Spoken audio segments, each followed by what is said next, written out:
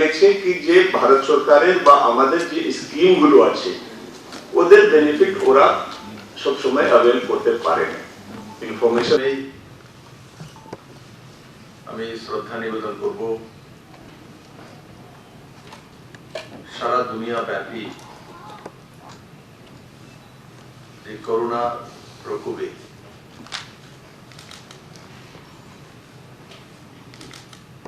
যারা প্রাণ হারিয়েছেন তাদের প্রতি আমি শ্রদ্ধা জ্ঞাপন করব এবং তাদের পরিবারের প্রতিও সমবেদনা ব্যক্ত করব। আর সঙ্গে সঙ্গে ভারতের লোকপ্রিয় প্রধানমন্ত্রী শ্রী নরেন্দ্র ভাই মোদীর দ্বারা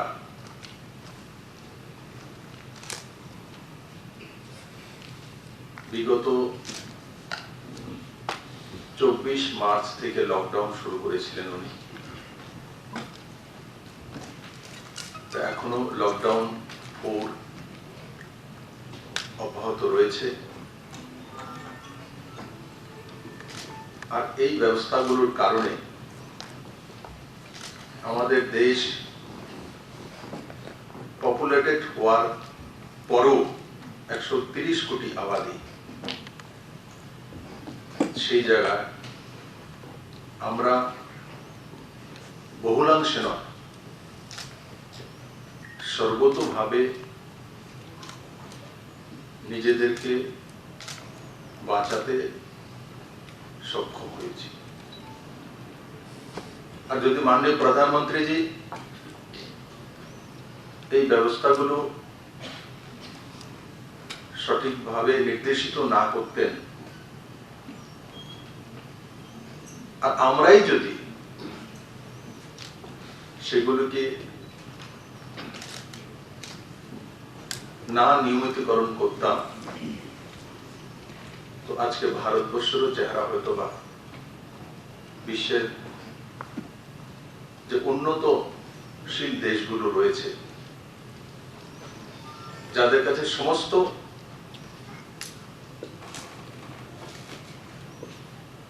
প্রশাসনিক থেকে নিয়ে ইনফ্রাস্ট্রাকচারের কাঠামো রয়েছে, অত্যাধুনিক ব্যবস্থা রয়েছে, ওই দেশগুলো কিন্তু করোনার সামনে পরাজিত হয়েছে।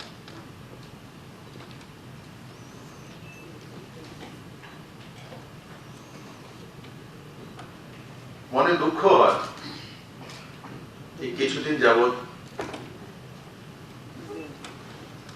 আমাদের দেশে কিছু রাজনৈতিক দলের নেতৃত্ব মাননীয় প্রধানমন্ত্রীজির উপর উঙ্গলি তুলছে যে এখন করোনার প্রকোপ ভারতবর্ষের প্রতিদিনে 5,000 উপরে চলে যাচ্ছে, পজিটিভ কেস বাড়ছে, কেন প্রধানমন্ত্রী জবাব দেন?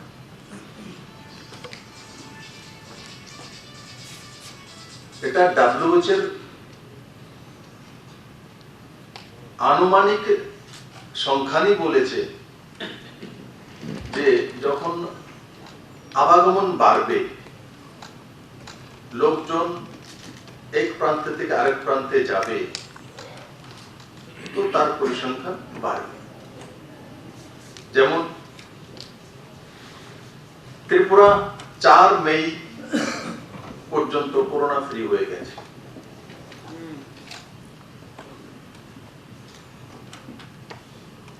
মাত্র 2 জন পজিটিভ কেস, তাও ট্রাভেল হিস্ট্রির সঙ্গে।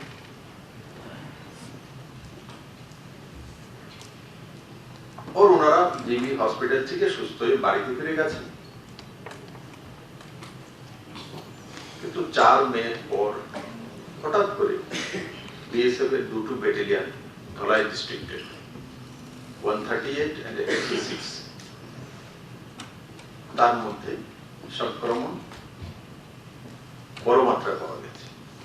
কিন্তু তার মধ্যেও অনেকেই সুস্থ হয়ে তার ব্যাটালিয়নে যেতে সক্ষম হয়েছে। এখন সারা ভারতবর্ষেই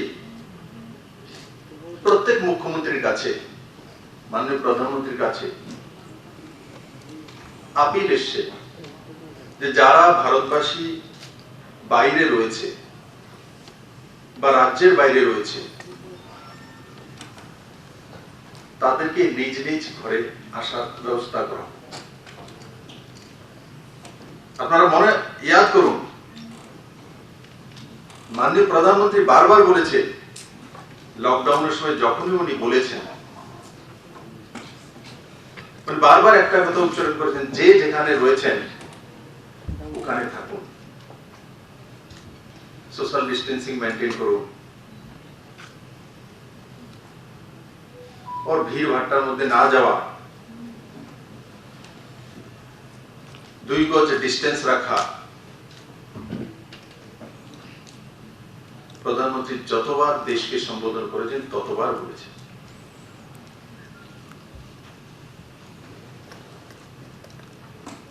কিন্তু জনতার কাছ থেকে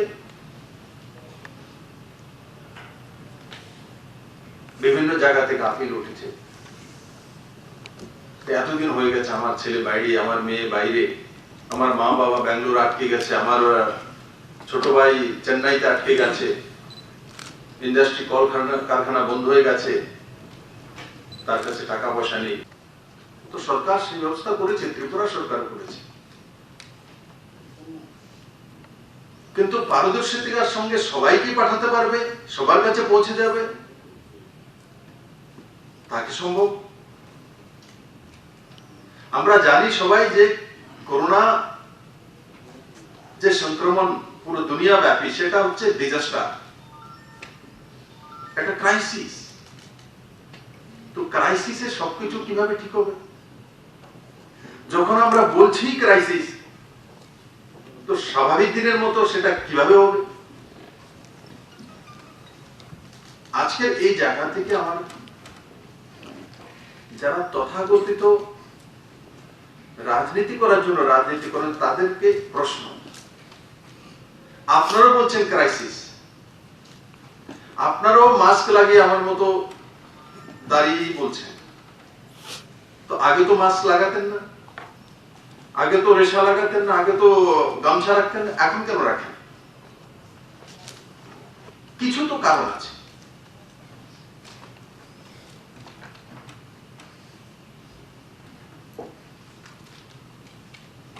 তো মাননীয় প্রধানমন্ত্রী প্রথম দিন থেকে বলেছেন যে যেখানে আছে সে সেখানে থাকুন।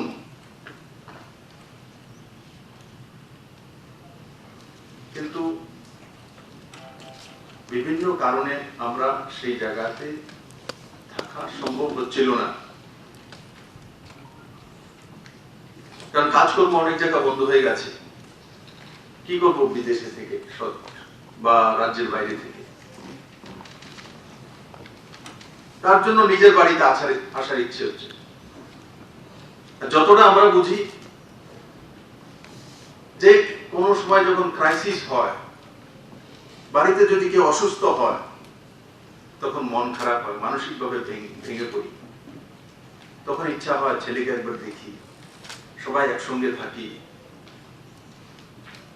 আমার খেয়াল আছে, আমি তো গ্রামের ছেলে, এখন কালবৈশাখী আসে, সাইক্লোন হয়, যেই মাত্র কালো হয়ে আকাশ হয়ে আসবে বুঝে যায় তুফান আসবে, হাওয়া চলছে। তো ছোটবেলায় আমাদেরকে মা, আর তারই পরিণাম যে প্রত্যেকে বাড়িতে আসতে চাইছে। আর যখন বাড়িতে আসতে চাইছে,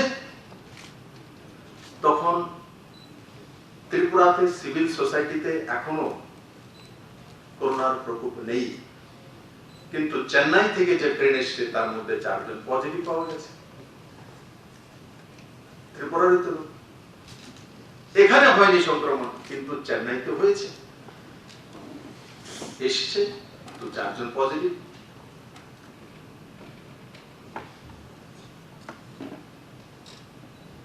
আমাদের এখানে প্রধান যে রাজনৈতিক বিরোধী দল, তাদের একটা ভাষ্য আজকে আমি দেখেছি ওনাদের পেপারে, যে যারা বাইরে থেকে এসছে, যাদের স্যাম্পল নেওয়া হয়েছে, তো তাদেরকে কোয়ারেন্টাইনে রেখে তারপর ছাড়া উচিত। যদি নেগেটিভ হয় তাহলে বাড়িতে যেতে দেওয়া উচিত, আর পজিটিভ হলে হসপিটালে রাখা উচিত।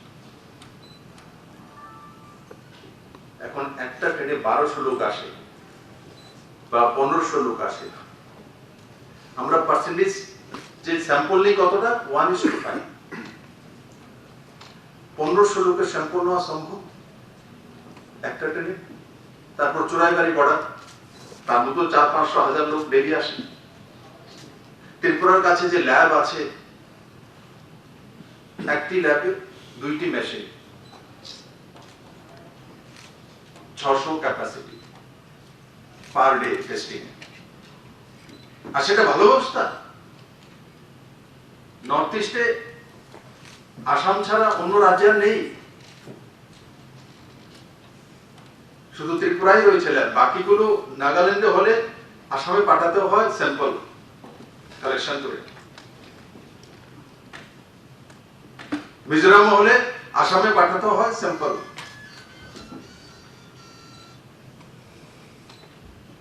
ত্রিপুরাতে জিবি হসপিটালে ল্যাব রয়েছে, তার মধ্যে 2টি মেশিন রয়েছে। ক্লাব করলেও আমরা হয়তো 600 জায়গা 1200 করব, এর বেশি করা যাবে না। যদি আমরা 5:1 করি আর পরে যাদের স্যাম্পল নেব ওনাদেরকে রেখে দিই, তো বাকি লোকরা তো বাড়িতে চলেই যাচ্ছে না, থার্মাল স্ক্যানিং করার পর ছেড়ে দিচ্ছি, সিম্পটম না থাকলে চলে যাচ্ছে।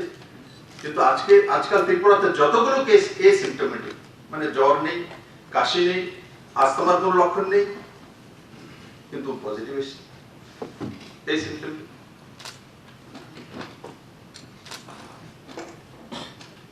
তো এখন যদি আমরাও চিন্তা করেছিলাম যাদের স্যাম্পল নেব কোয়ারেন্টাইনে রেখে দেবো, কিন্তু যাদেরকে স্যাম্পল নেব এরা তো সিম্পটোমেটিক না। জ্বর থাকলে রেখে দিতে পারি, কাশি থাকলে রেখে দিতে পারি, শ্বাসকষ্ট হচ্ছে বুঝে রেখে দেবো, কিন্তু তাকে বুঝেই যাচ্ছে না নরমাল। তোমরা আনুমানিক প্রতি 5 ব্যক্তিতে 1 ব্যক্তি স্যাম্পল নিচ্ছে, আনুমানিক, তার মধ্যে 4 জনের এসছে। এখন যদি স্যাম্পল নিয়ে এদেরকে রেখে দেই তো কেউ স্যাম্পল দিতে রাজি হবে না, আন্দোলন শুরু করে দেবে, আমারটা লয়ে না তাইটা লয়ে না, আমি বাড়ির জায়গা মাল লাগবে দেবেন, তৈরি হবে না, আরো ঝামেলা তৈরি হয়ে যাবে।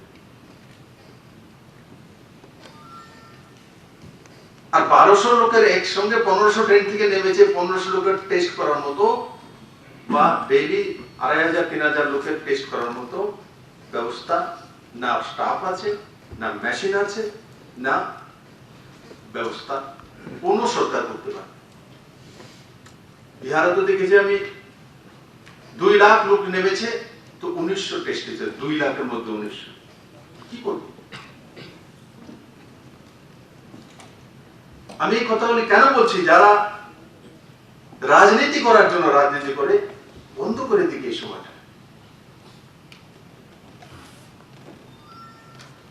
মাননীয় প্রধানমন্ত্রী পুরো উঙ্গলি তুলছে। যখন আমরা বাস্তবটাতে যাব যে 5:1 যে আমরা স্যাম্পল নিচ্ছি ত্রিপুরা, আবার অন্য স্টেট থেকে ওই স্টেটে যাবে। আমরা আগেই জানি ট্রাভেল হিস্ট্রি থাকলেই করোনার আগমন হয়, তার জন্য বলা হচ্ছে তো বাড়িতে বসে থাকো, সোশ্যাল ডিস্টেন্সিং মেনটেন করো।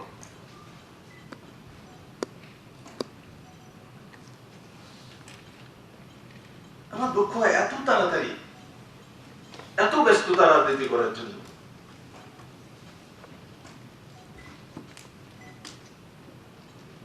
এই যে 2টা মাস আমরা লকডাউনের মধ্যে রয়েছি, সেটা যদি আমরা সঠিকভাবে পালন না করতাম, প্রথম দিন থেকে দৌড়াদৌড়ি শুরু করতাম, তো দুনিয়ার সবচেয়ে প্রভাবশালী শক্তিশালী দেশের কি হয়েছে পরিণতি আমরা সবাই অবগত আছি। দুনিয়ার সবচেয়ে শক্তিশালী দেশ।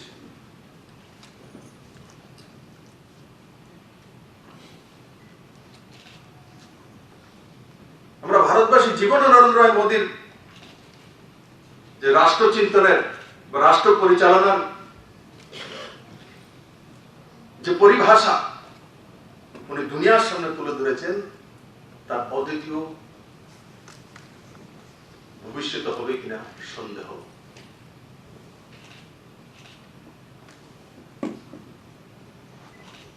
মাননীয় প্রধানমন্ত্রী এমন একজন ব্যক্তি আমার ত্রিপুরা রাজ্যে কলাছড়াতে প্রাথমিক হেলথ সেন্টারে 442 জন লোক জ্বর বা কাশির কারণে অ্যাডমিট হয়েছিল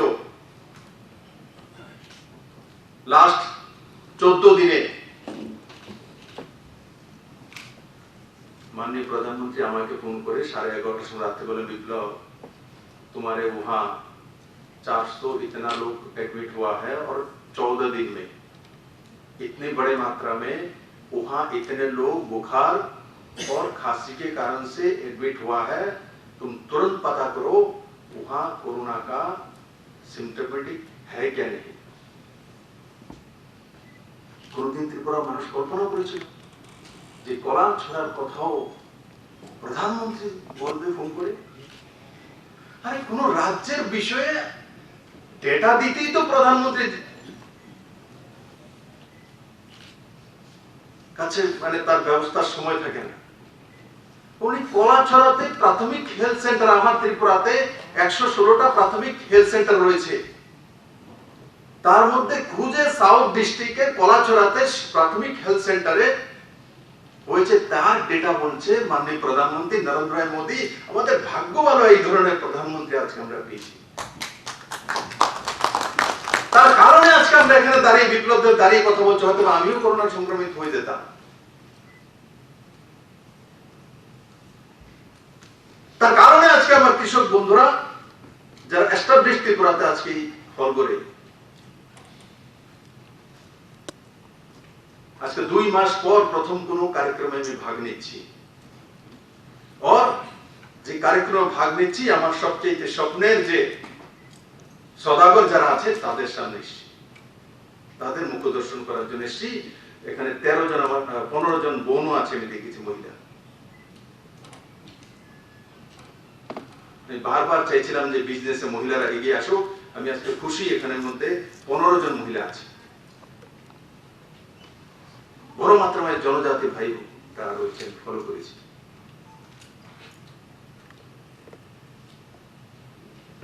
মাননীয় প্রধানমন্ত্রী নরেন্দ্র ভাই মোদী এবং বাংলাদেশের প্রধানমন্ত্রী শেখ হাসিনা মহোদয়কে অনেক অনেক ধন্যবাদ জানাবো যে আপনারা দুই দেশের দুইজন রাষ্ট্রপ্রধান, করোনাতে আপনার দেশ আক্রান্ত, আমাদের দেশ আক্রান্ত, কিন্তু তার মধ্যেও আপনারা ত্রিপুরা মানুষের ভবিষ্যৎকে ভাবেন, আপনারা তার মধ্যে এগিয়ে এসেছেন। এবার কল্পনা করে দেখুন,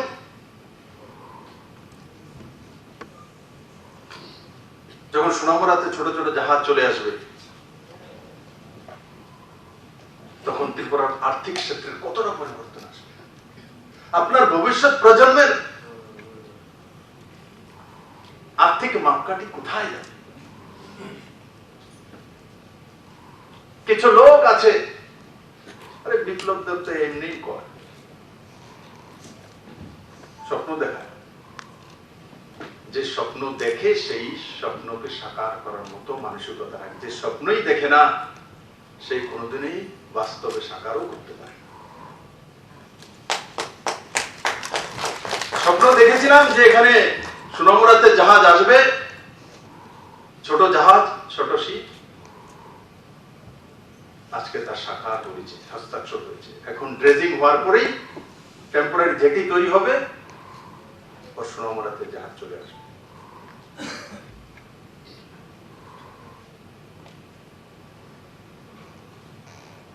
তার সঙ্গে সঙ্গে লাস্ট ক্যাবিনেটে ত্রিপুরা সরকার আরো একটা সিদ্ধান্ত করেছে, প্রধানমন্ত্রী ফসল বীমার নাম আমরা জানি, তার মধ্যে দিয়ে ত্রিপুরাতে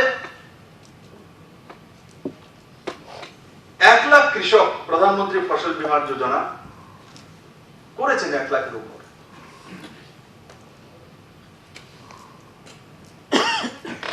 তাতে লাভ কি? তাতে লাভ হয় কৃষকদের খেতি বা জমি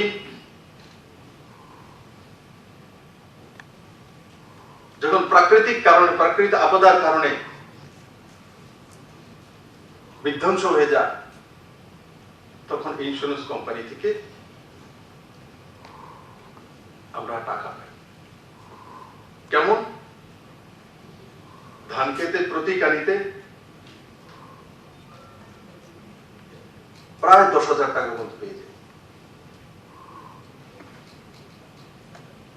কিস্তি কত? 400 টাকা। 400 টাকার বদলে কত? 10,000 টাকা। আর সরকার যদি মুআবজাও দেয় তো কত দেবে? অ্যাসেসমেন্ট করা, তারপর দেবে। কোথাও 1200, কোথাও 1100, কোথাও 2000, এর বেশি সরকারের দ্বারা সম্ভব। কিন্তু যখন ইন্স্যুরেন্স থাকবে তখন 10 থেকে 15,000 টাকা প্রতি কানি। খরচা কত? 400 টাকা। সেটা হচ্ছে প্রধানমন্ত্রী ফসল বীমা যোজনা। কে লাগু করেছেন?